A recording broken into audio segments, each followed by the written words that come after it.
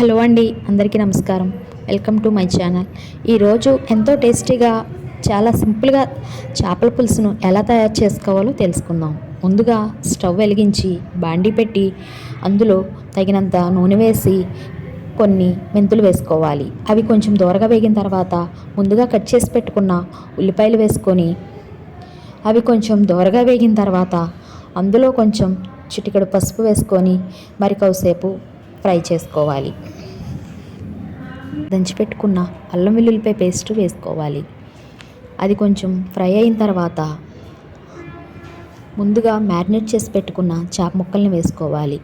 అంటే ముందుగా చేపలు శుభ్రంగా కడుక్కున్న తర్వాత చేపలకి పసుపు, ఉప్పు, కారం పట్టించి ఒక అరగంట సేపు పక్కన పెట్టుకోవాలి. బాండీలో వేసుకున్న చేప ముక్కల్ని గట్టితో ఒకసారి కలగలిపి మూత పెట్టుకొని ఉడికించుకోవాలి.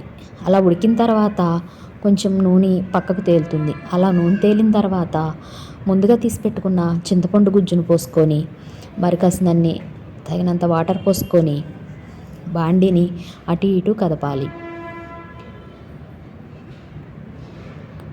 అలా కదిపిన తర్వాత మూత పెట్టుకోవాలి.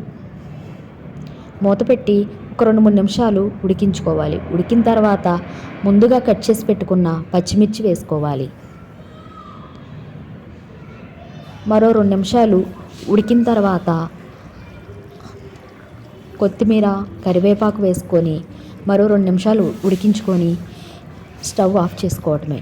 అంతే, ఎంతో సింపుల్గా ఎంతో టేస్టీగా నోరూరించే గుమగుమలాడే చేపల పులుసు తయారవుతుంది.